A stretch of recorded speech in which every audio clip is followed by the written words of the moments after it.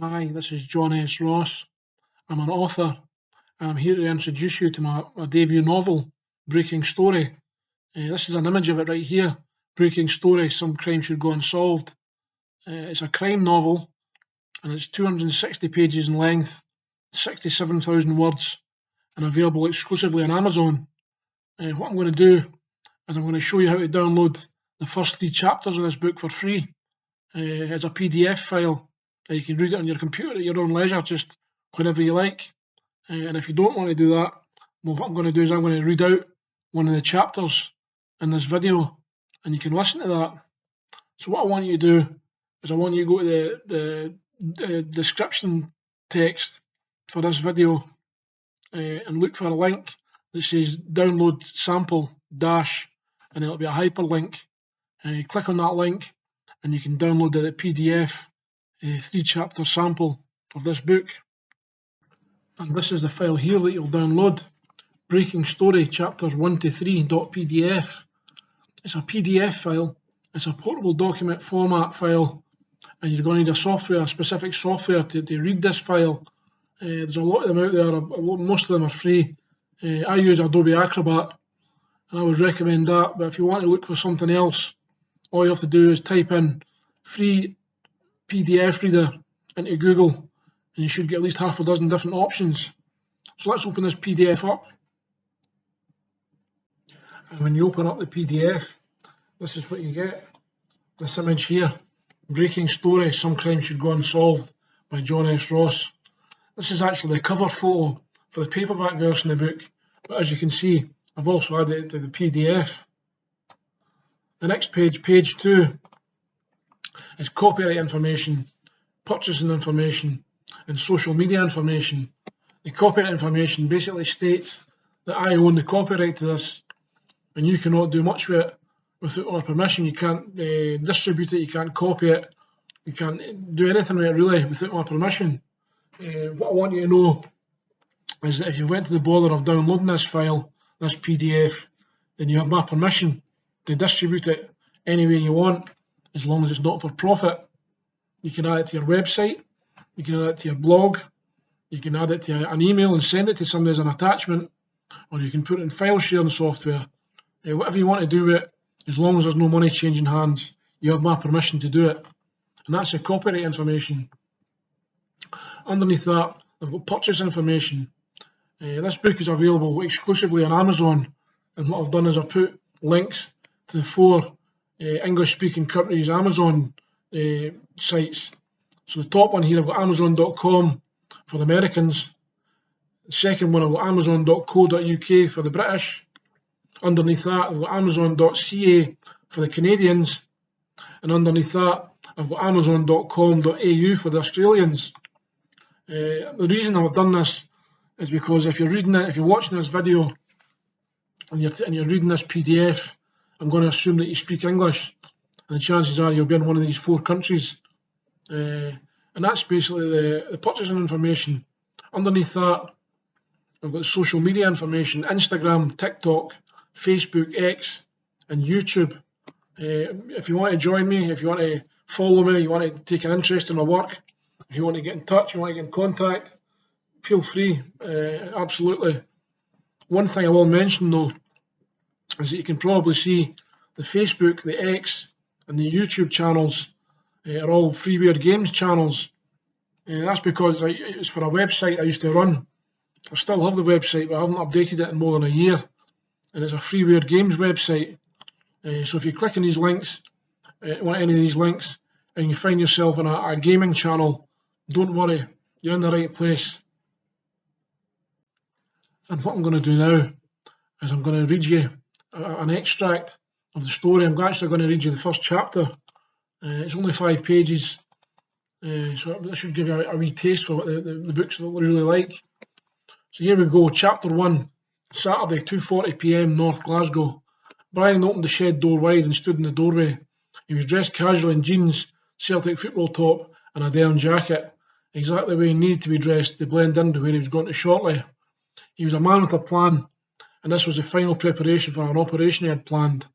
He stood in the doorway for a few seconds, silently and quickly scanning the interior of the shed for what he was looking for. He had never been in this shed before, as it belonged to a friend of a friend who we had never met until half an hour ago.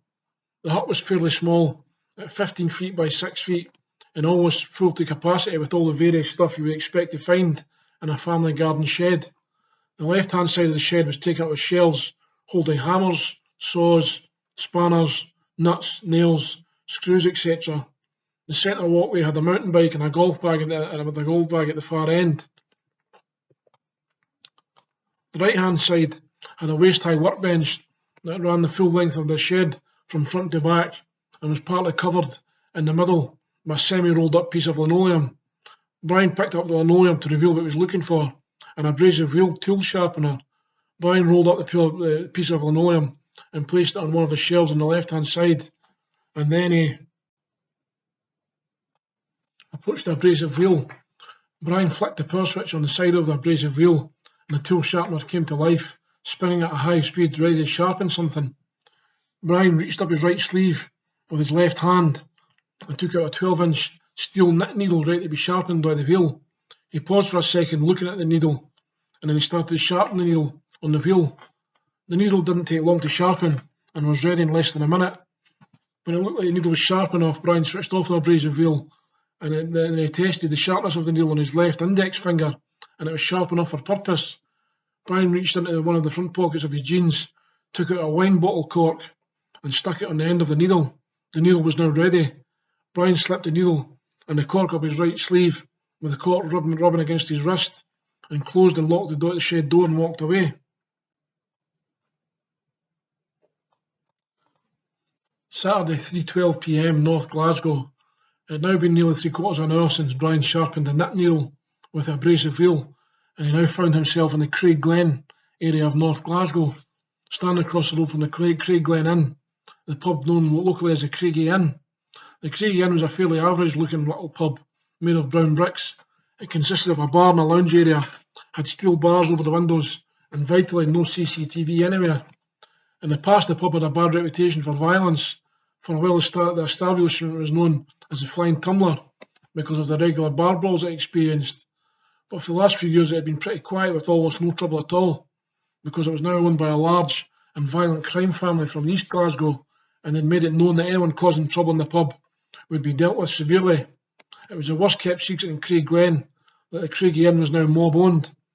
On this particular Saturday afternoon, the Craigie Inn was full to capacity with Celtic fans, as Celtic were playing Aberdeen in the Scottish Cup final. The outside of the pub was decorated with green and white scarves, the colours of Celtic, Glasgow Celtic FC, also known as Celtic, also known as the Celts, also known as Celic, also known as the Tick, also known as the Boys, also known as the Hoops, a half dozen different names for one football team. Brian knew the guy he was looking for was an ardent Celtic fan, and he was going to be in this pub watching the game. He knew this because Brian had effectively been stalking this particular individual on social media and had been absorbing everything they could learn about him. The guy he was looking for was called Mark Adam, or Sparky to his friends, and was a member of a street gang, and he called the Craig Glen Young Team, or the CYT for short, and had been planning to meet some friends at the Craig Inn to watch his beloved Celtic in the big football match. He had good reason to worry for his personal safety, but he would be with a half dozen or so friends in the pub, and there would be dozens of potential witnesses, so he would be feeling safe. Brian stood across from the road from the Craig Inn for a few seconds, finalising in his head what was about to happen. There was no one outside smoking as the game had just started at 3 p.m, and everybody would be inside watching, and they knew there was no CCTV in the area, and he had already done an extensive check into the area, because he knew that the first thing the cops would do after he had done what he was come here to do would be to check all the CCTV footage in the area. Brian reached into the front of his denim jacket and took out a green and white Celtic skip cap, put it on, and started to cross the road towards the pub. Brian opened the heavy wooden door to the Craig Inn and entered the premises. Inside the pub it was mobbed, probably as many as 100 Celtic fans, all dressed in green and white, mostly in the bar area, with some others through the back in the pool area, all drinking and shouting at a giant TV screen on the wall. Brian quickly scanned through the pub looking for Sparky, taking care not to make eye contact with any of the drinkers in the pub. He had memorised a few pictures of Sparky from social media, and he knew he was about 6 feet tall, medium build, with short hair. After a few seconds, Brian noticed Sparky in the middle of perhaps 50 drinkers standing in the centre of the pub in front of a giant TV on the wall. He was wearing jeans and a Celtic football top and was drinking from a bottle of beer. Brian decided to make his move.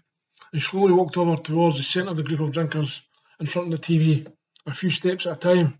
After a minute or so, he found himself standing directly behind Sparky, and he quickly glanced to his left and to his right, making sure everybody was transfixed, watching the TV match and the football match on the TV. And after another minute or so, Brian held up his right arm to face height and took off the cork off the sharpened needle up his sleeve. As lightly as he could, he placed his left hand on Sparky's back, on his left shoulder blade, with his fingers spread as wide as he would go. Then he very quickly took out the needle, lined it up at a right angle to Sparky's torso, and placed the tip between Brian's index and forefinger, then violently slapped the end of the needle, forcing it into Sparky. Brian held the needle in place for a few seconds, then turned it a quarter of a turn clockwise, held it again for a few seconds, then in a single movement, he pulled the needle out and put the needle back up his sleeve. The needle pierced through Sparky's back, through his heart and out of his chest. It happened so quickly that he hardly felt a thing, apart from a stinging sensation on his chest. He held his hand up to his left-hand side of his chest, where a steady growing bloodstain had appeared on his shirt. Brian took a few steps away from Sparky and began to make his way to the door, again making sure not to make eye contact with anyone. Sparky touched the bloodstain on his shirt with his right hand, then looked at the blood in his hand. His vision was getting blurry. He leaned a little to the left, then staggered away to the right, falling into a table covered in drinks, knocking the drinks all over the people sitting at the table. There were 2 men and 2 women sitting at the table. Both of the male drinkers on the table stood up and shouted at Sparky, clearly unaware that Sparky hadn't had too much to drink. He had in fact been fatally wounded. "What the f?" shouted one. "What are you doing?" shouted the other. Brian had seen enough. He pushed open the heavy wooden door and left the pub. Another member of the CYT lay dead on the ground. His work here was done. And that was basically it. That's chapter 1. Just a quick wee 5-page introduction to the story. So if you're interested in this and you want to hear more, there's a lot more. There's actually 68 pages in this PDF document that I'm giving away for free. So you've got a really good taste for the storyline if you read it. If you want to know more about what's going on, who Brian is, who the CYT are, why Brian has been killing the CYT members, all of this will get explained in the chapters still to come.